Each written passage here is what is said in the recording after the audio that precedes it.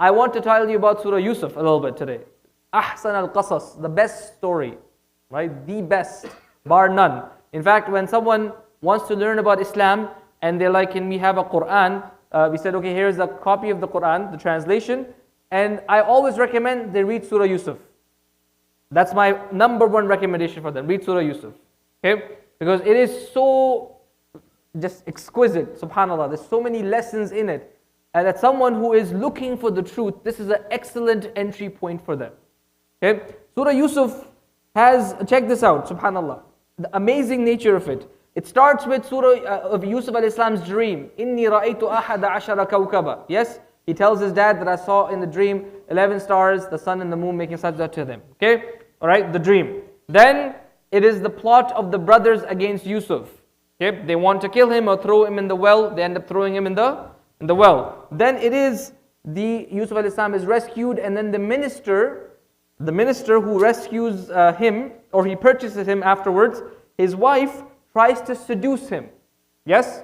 Then a similar attempt is made by the Egyptian ladies who come and see him and they say, this is ma hadha bashara, this is not a human, this is an angel, right? They are blown away by Yusuf al-Islam's beauty. Allahu Akbar. Okay? Then Yusuf al-Islam is imprisoned. Unjustly. Then finally, the king sees a dream. And then now you notice, I'm using my hand just for a reason. The king's dream is interpreted.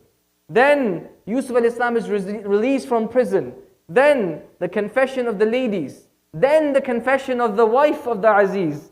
Then the brothers learned their lesson, that their plan failed. And then finally, the dream fulfilled. Allahu Akbar.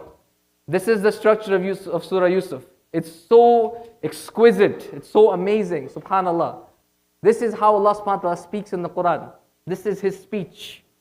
This is the miraculous speech of Allah subhanahu wa ta'ala. One ayah in this, which is actually one of the ayahs that I'm always just blown away by.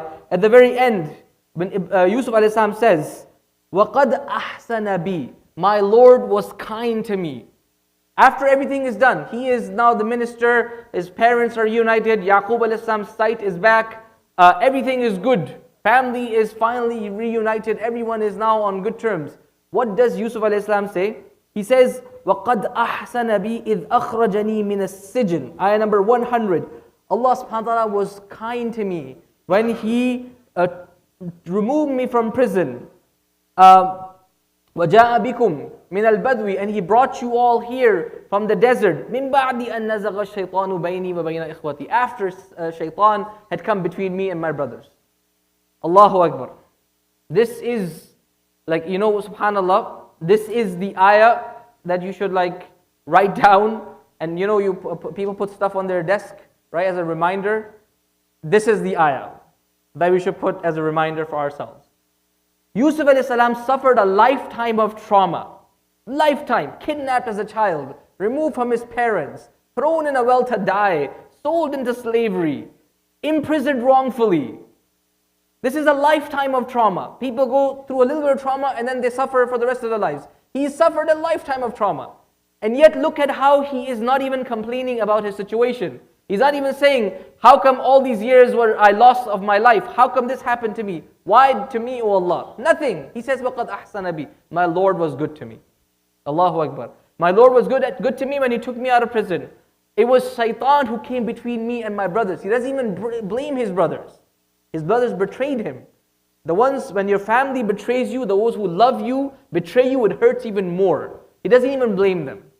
This is the manners of the prophets. This is the high station where the prophethood resides in terms of etiquette, in terms of forgiveness, in terms of graciousness.